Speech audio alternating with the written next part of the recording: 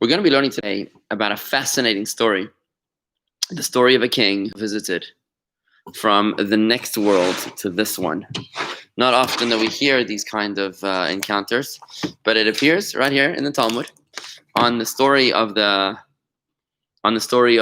ancient kings of Israel, as detailed in the Tanakh, which is the Torah. And we're going to get into that now. And in our Torah study today is Monday, December 28th, and we're studying the story of the son of King Chizkiyahu. We finished the life of King Chizkiyahu on our Monday morning Torah study. We're learning today about the son of King Chizkiyahu. King Chizkiyahu was a very righteous king.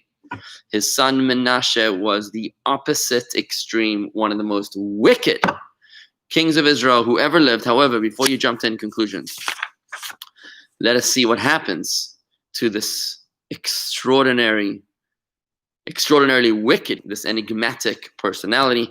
Good morning to Terry and Marty that I see on Facebook. And that's all that I see right now. And Rob as well. Good morning, Rob. And Mickey as well. Shalom. Good morning. Great to see you all. And anybody else that's with us here on YouTube or on Facebook, please comments and your questions or comments on the chat box. And if you're listening later, then send me an email to rabbi@jewishgardens.com. That's rabbi@jewishgardens.com. It's a pleasure to study Torah with you. Let's get straight into it. Remember that the stories of the kings of Israel are fundamental. The stories of Tanakh are fundamental to be able to understand many of the laws, many of the concepts, many of the ideology of Judaism, much of it, which has its roots in the stories of the Tanakh.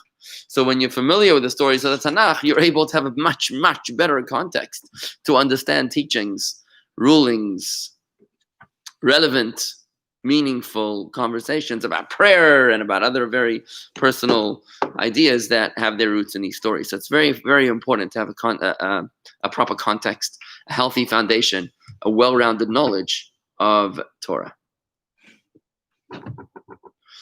Okay, and with this, I'm going to go straight into it. We learned last week about the passing of King Chizkiyahu. You can hear those classes at youtube.com/Jewish Gardens. That's youtube.com/Jewish Gardens. Good morning, Corey, and Dan as well. By the way, today's Torah study has been dedicated by Dan Geiker in honor of the complete and speedy recovery of Mikhail ben Miriam. He should have a complete and speedy recovery. He should be restored to full and complete health. Thank you, Dan. So, after the passing of King Chizkiyahu, his son Menashe rises to power. Good morning, Andy. And Menashe was a very, very wicked king. In the beginning of the days of his kingship, he summons his grandfather, the righteous prophet Isaiah Yeshayahu. Isaiah the prophet is his Zayd. If you remember, let's just quick recap the story. Remember that Menashe's father, Chizkiyahu, was on his deathbed. Isaiah the prophet comes to him and he says, you're going to die and you're not going to live. You're going to die in this world. You won't live in the next world. Why? You, the righteous king, because you refused to have children. You refused to have children, to marry and have kids. Why did he not want to have kids? Because he knew by divine prophecy that his kids were going to be wicked. The prophet says to him, that's none of your business. Eventually he prays, he alters the decree, and he marries. They make a deal that he marries the daughter of Isaiah, with the hope that the merit of Isaiah and the merit of Chizkiyahu, and of course the merit of the daughter of Isaiah, would be able to counter the negative prophecy that the children of Chizkiyahu will be wicked. So Menashe, the son of Chizkiyahu, is also the grandson of Isaiah the prophet Yeshayahu. He summons his grandfather, the prophet, and he says to him like this, I called you here today in order to tell you about the decree of the death penalty that I have decreed upon you. This young schnook, this young king Menashe, is now telling his own grandfather, the righteous prophet Yeshayahu, I've called you here to tell you that I'm going to kill you, that I've decreed the death penalty upon you. When the prophet asked his own grandson why was he deserving of the death penalty, the wicked king responded, because you are a false prophet. That's why I'm commanding you to be killed. You see, Moses, your Rebbe, the father of the prophet, said about Hashem that no person will see me and live. That's what Moses, the leader of all the prophets, said. No man can see Hashem and survive. And yet you have said in your prophecy, I have seen Hashem sitting on his lofty and elevated throne.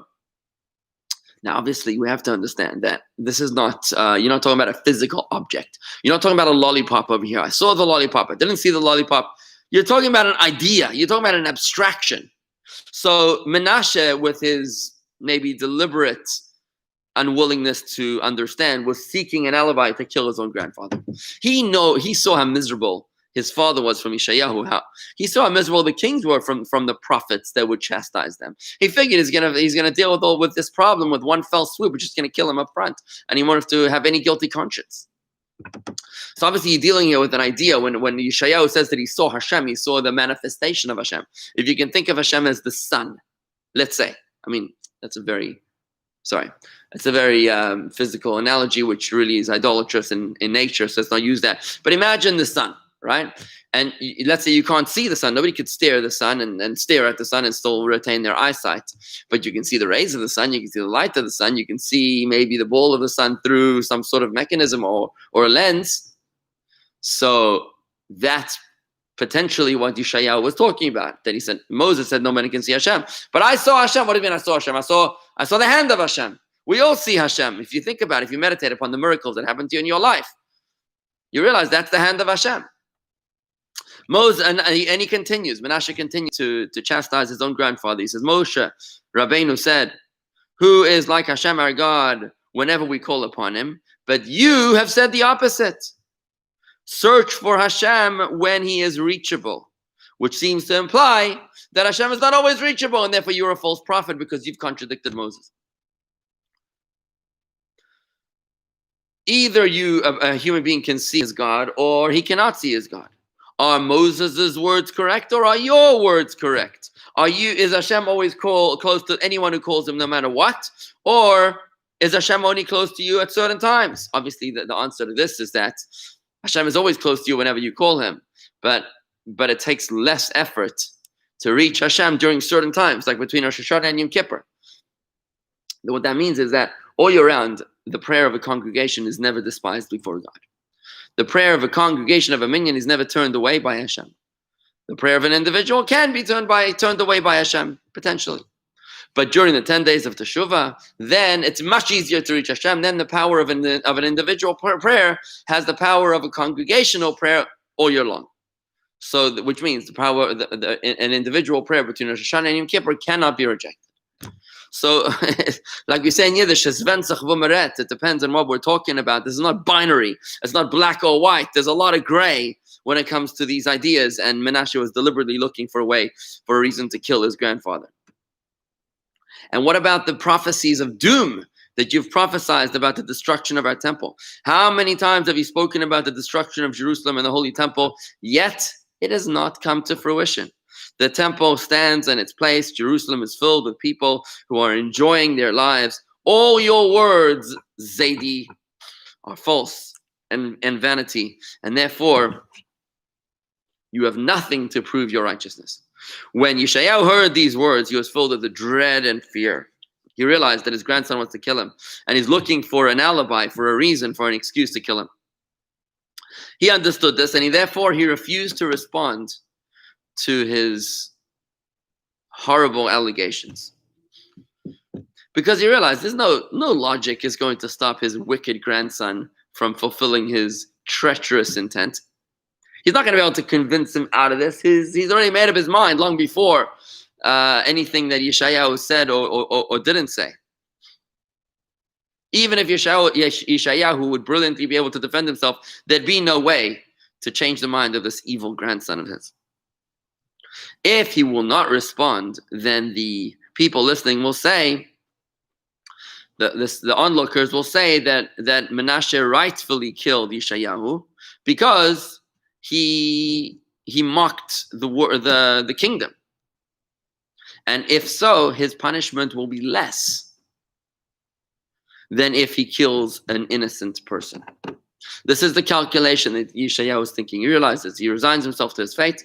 If I protest, then the people will realize that he's killed an innocent person, and that's going to be much more guilty than if I don't protest, and the people will think that I'm guilty, and then my grandson will be less liable to horrible punishment. And therefore he refused to answer him. He just picked himself up and he bolted. He ran away. Yeshayahu ran away. The guards of the king ran after the fugitive, the prophet Yeshayahu. When the prophet saw them, he didn't know where to hide. And now this is an amazing story. He hid. He saw a tall cedar tree with a massive trunk on the side of the road. When he came to it, the prophet Yeshayahu comes to this tree and he recites the ineffable name of God.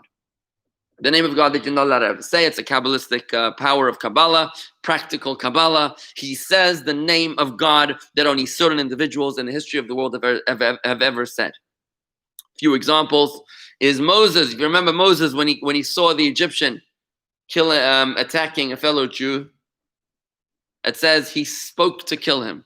He spoke to kill him, which means he killed him through speech. He said the name of God and reduced the guy to a pile of bones. He killed him, and Moses saved the Jew from being killed by the Egyptian.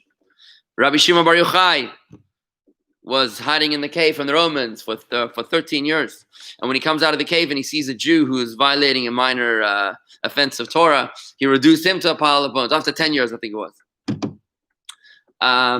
There are certain people throughout history, certain great sages, great holy righteous people that knew this name of God. When you think about the Kabbalah Center, this is what they're trying to achieve. They want to make it sound like if you come to the Kabbalah Center, we will give you these secrets to control other people. That's what they're trying to do. Nobody knows this stuff. Only true, holy, righteous people know this, not people that are willing to commercialize Judaism the way that they do. So it's an exercise in futility to reach that level. But Yeshayahu the prophet is the kind of guy that knew this name. He said the name of God in order to save himself. When and what happened was that this tree split into two. Immediately, Yeshayahu jumps into the tree and he hides in the tree. I guess it closed up again. He's now hiding inside the tree. The servants of the kingdom, the officers, they see what happened. They see that Yeshayahu jumped into the tree, and with the instruction of the king, they started to chop the tree, this massive cedar tree, down into little tiny pieces. They brought in many saws, and they broke many saws because the wood was so strong, until they reached the point where the mouth of Yeshayahu was. He was inside of the tree. They reached the point that was inside where the mouth of Yeshayahu was, the mouth that would speak to Hashem, or they would speak the prophecy of Hashem. And at that moment, they were able to break through the tree. And together with that, the prophet Yeshayahu saw his death. This is the story of the death of Yeshayahu, the prophet, by the hands of his own grandson in the tree. Now, we often read in the Torah and the prophets about Geza Yishai, the bark, B-A-R-K, the bark of Yisha. Sorry, the bark of Yeshayahu, because he died as a tree. It's a bit of a Kabbalistic concept. Sikori is correctly pointing out that the high priest on Yom Kippur also would say the ineffable name of Hashem, and that's what everybody would bow down. And we also bow down today when we merely mention that the high priest used to say the name of God. We also bow down on Yom Kippur and Rosh Hashanah when we raise that point. Welcome, Harvey. Thank you, Corey. Fine. When the people heard about the death of the wicked, the awful death of the prophet, everybody said, there is no one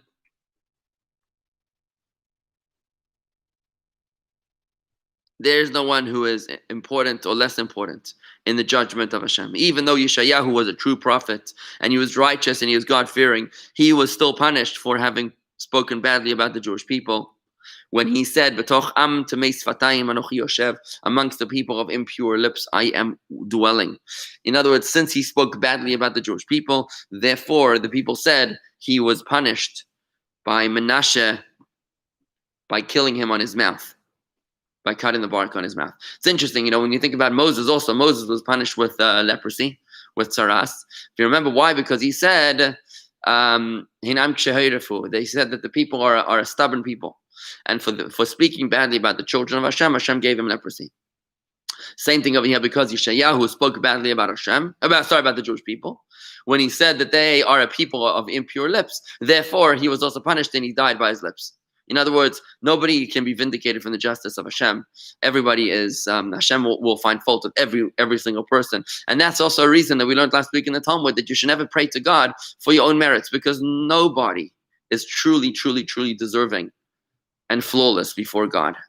Hashem is knower of all things, and he sees into the hearts of all men. And we are by definition flawed people. We're created beings. We're finite. And therefore we have flaws. So you can't ever pray to God. You shouldn't ever pray to God for what you deserve, because what you deserve is probably going to be a very unpleasant surprise. Another example, by the way, was Elijah the prophet. I believe we learned the story. Good morning, Lawrence. I believe we learned the story of Elijah, of how he spoke badly. He was very critical of the Jewish people. Was a very, very judgmental kind of guy. And because of that, Hashem found him unworthy of serving the Jewish people. He didn't die. He actually died a very pleasant death. He went up in a chariot of fire. That's an Uber fire he took up to heaven. Chariots of fire, but still he was deemed unworthy of judging the Jewish people. I'd like to welcome Kobe from Haifa, who's getting the vaccination in a few days, moving fast in Israel. I hear that Israel now is going to be half of Israel is going to be vaccinated, or maybe a quarter of Israel is going to be vaccinated within 30 days. Very, very interesting. Very proud to see Israel leading the world in ending this pandemic. Hopefully, imagine in 30 days or 60 days time, the pandemic will be over in Israel. It'll be unbelievable.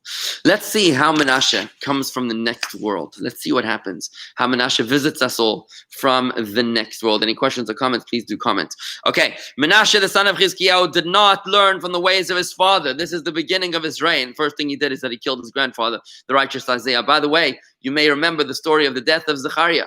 Did we learn that already here? I can't remember. The death of Zechariah. Yeah, we did. The death of Zechariah, the prophet Zechariah, of how he was killed by the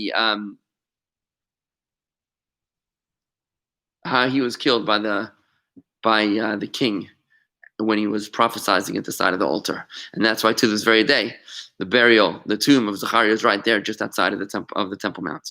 So Menashe ben Chizkiyahu did not learn from the righteous ways of his father. He was a wicked person, and he did everything in the eyes of God that was evil. He commanded his servants to destroy the altars of Hashem inside of the temple in Jerusalem, and instead he built a massive idol with 4 figures. Each figure was facing a different direction, and they corresponded to the four images that were envisioned by the prophet Yeshayahu on the throne of God in heaven. Ironically, the prophet that was his grandfather that he killed for being a false prophet, Ki'ilu, for having claimed that he saw God when you can't see God. So Yeshayahu said that he saw the vision of God, and it was a chariot with 4 corners. One was let me see if I can remember this: a lion, an eagle, a person, and an ox or a bull or a cow, maybe. I think it was an ox. So those 4 images is what Yeshayahu describes in his prophecy. Obviously, this is meant to be understood anthropomorphically speaking, not that there are 4 physical images up there, but they're 4 representations, 4 energies with which God chooses to express himself.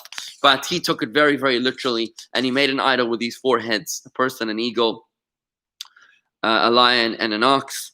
And this idol he put in the middle of the temple in order that every person who enters into the temple will see it and be forced to bow down to it. He gathered his people at every opportunity, and he spoke to them negatively about the creator of the world, about Hashem. He never stopped embarrassing or mocking the mitzvahs of Hashem, mocking the Torah, and he would speak with great chutzpah and curses in the mouth of King Menashe. And all of this was deliberately intentioned in order to make Hashem angry and to lead the people's hearts away from their God, from Hashem. All of this, even to the people, it was not only wicked to his grandfather, not only wicked to his God, to Hashem, he was also wicked to his people. He built a massive idol that was very, very heavy. And he forced 1,000 of his servants to move this idol on their shoulders from place to place. After they would sweat all day moving this idol, he commanded that these 1,000 servants should now be killed. Every day, he would repeat the same debacle. He would have 1,000 porters carry this massive idol from place to place, after which he forced them to stand before him, and he commanded them to be executed. 1,000 people a day. This guy was a tyrant. King Menashe, his evil ways raised the anger of God in heaven, who said, of God, and it doesn't say in heaven, of the master of the universe. I'm sorry.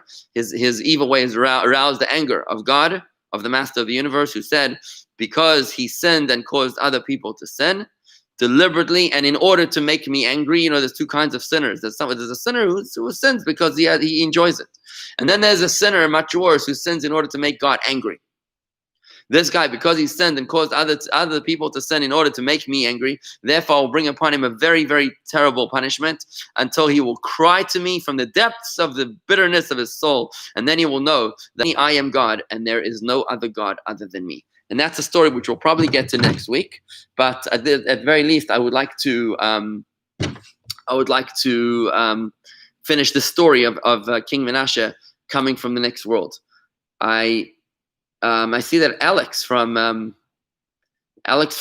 Portland, Oregon is with us. Yeah, this is terrific. Great to see you, Alex. Thanks for joining us. Okay, now let me see what's going on over there. Hold on a second. Okay, good. So, by the way, don't forget to like the video, share the video, and if there's anybody you think will benefit from this video, somebody maybe is home alone, stuck at home.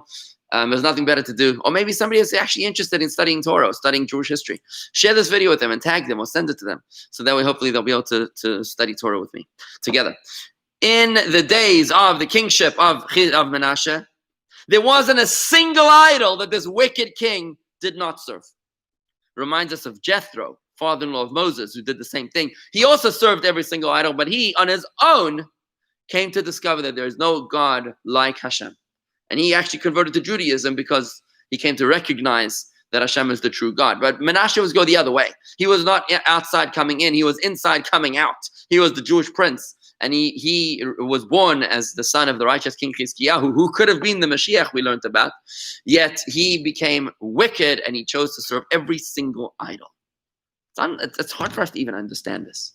I mean, seriously, he would go out looking, he would go through the idol directory, the idol phone book, and you'd go look for every single idol. This one you serve through offering incense on this day of the week. And that one you serve through slaughtering a child. And that one you serve through slaughtering 1,000 people. And this one you serve in this way, that other way, and the other way. And you would look for every single idol to find a way how to serve these idols. His evil inclination ruled over him and did not leave him go, and he didn't even try to oppose his evil inclination. Remember, we learned in Tanya, you have two souls inside of you, a godly soul and an animal soul. A God-centered inclination and a self-centered inclination. His self-centered inclination, his Yetzer Hara, his evil inclination, was pulling him to idols. Many years later, the Talmudic sage Rav Ashi was teaching in the yeshiva there. Rav Ashi was one of the rabbis who wrote down the oral Torah, the Talmud. He wrote down the Talmud. This is 2,000 years ago. So if Menashe lived 2,700 years ago, then Rav Ashi was 700 years later. Maybe more, maybe even 1,000 years later. It was only 1,700 years ago when the Talmud was written. So Rav Ashi was teaching his students, he was teaching them the Talmud while he was writing it down. And he said, this Babylonian sage, he said to his students, tomorrow I will teach you about Menashe, our friend. Menashe, our friend. That's how he referred to the king Menashe, who lived about 1,000 years before.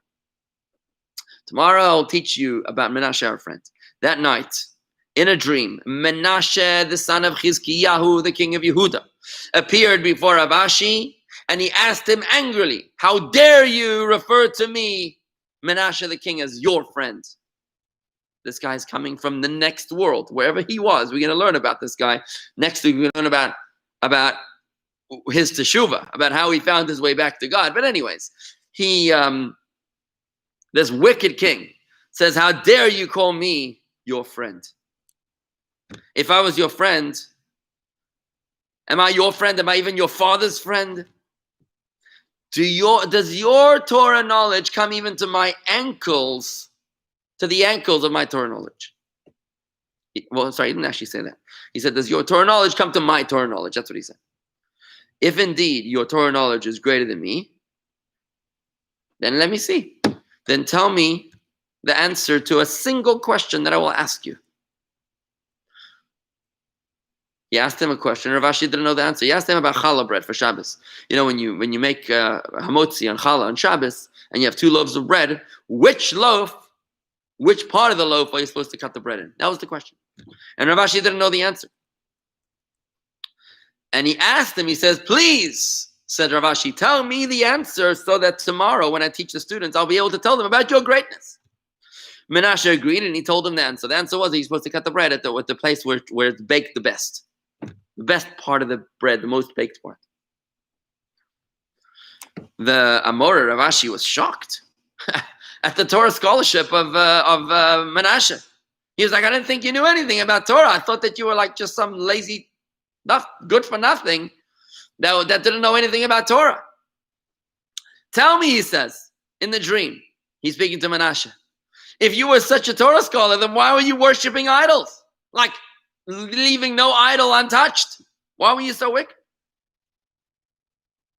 And Menashe answered him, and this is very, very important for us to understand. In my days, said Menashe, the desire for idol worship was so intense that if you were alive then, you would be a much worse idol worshiper than I was. In fact, he was graphic. He said, if you were living then, when I lived, said Menashe, you would have raised up your skirt. I guess everybody wore skirts or robes. You would have raised up your robe in order to be able to run faster to idolatry. I wore tight robes around my feet so that when I would get overcome with the urge to serve idols, I would run and fall on my head, fall on my face. I'd have an opportunity to rethink what I was doing. But such was the intensity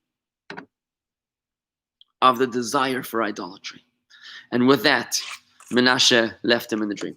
So much to learn from this story. There's just so much to learn from the king Menashe that comes to good morning, Warren. That comes to Rav Ashi in this story. First of all, we learn about the existence of the next world. We learn that there is such a thing as a life after death, as opposed to some people that might have told you, Baba and my sister, that there's no such thing as life after death.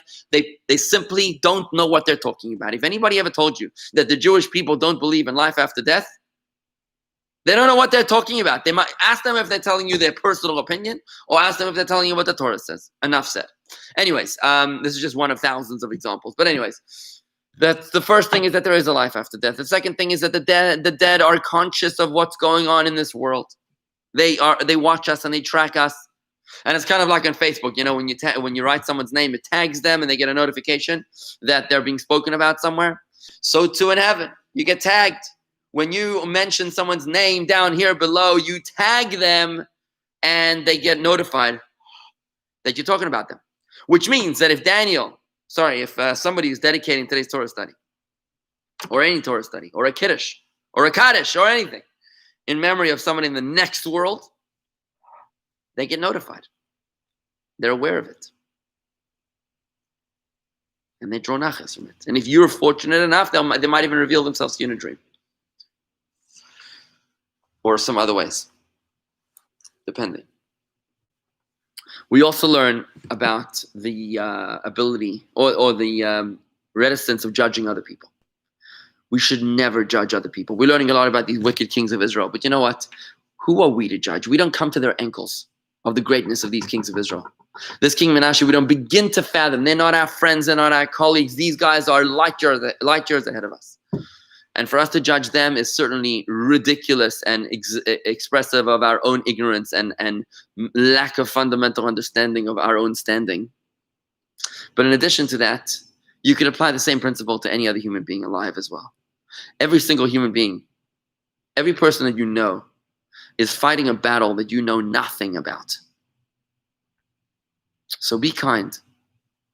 Be kind to every single person.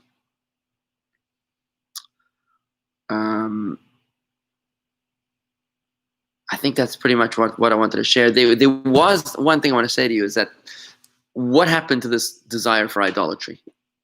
We don't have it today. None of us are having a desire to worship idols. But you know what? We do have other desires. We have desires for promiscuity, desires for illicit sexual relations. And when you think about it, you realize that we're fortunate that we don't have that desire anymore. Think about the desire for money, what people will do for money, what people will do for sex, what people will do for honor. Oh, that's a horrible one. The kind of desires that we have and how irrational we become when we are overcome with desire. There's a story in the Talmud that when the sages came back from the story of Purim from Persia, they came back to Israel. They established the second temple. They built the second temple, and they actually were able to destroy the desire for idolatry. I spoke about it many moons ago on this forum on youtube.com/Jewish Gardens, but they actually destroyed the desire for idolatry.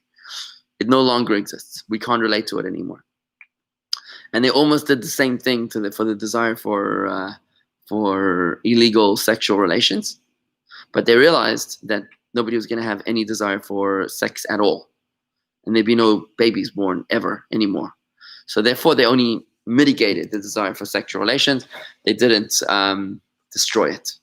So what I can say to you in conclusion is that the desire for idolatry is not anything that you and I can relate to, because again, Rav Ashi lived after the building, after the destruction of the second temple, and it was in the beginning of the second temple where they destroyed the desire for idolatry. So we at least can give other people the benefit of the doubt. When we say that their struggles are something that we can't relate to, we should say, thank God we can't relate to it. Don't ever judge another person until you put yourself in their shoes. And when you see what their shoes are, when you really truly identify with their shoes, we wouldn't be so quick to judge. Anyways, this concludes today's Torah study. Today's Monday at 11:30. Corey should be 1:30 today. Rabbi Tzari Krinsky gives a class on Zoom. That's jewishgardens.com/Zoom. It's a women's class on Torah studies, the Torah portion of the week. That's Sarah Krinsky, 1:30 today at jewishgardens.com/Zoom. And with that, I'm going to wish everybody a wonderful day. Shalom. Thank you very much for joining me today. Have a wonderful day. Be safe.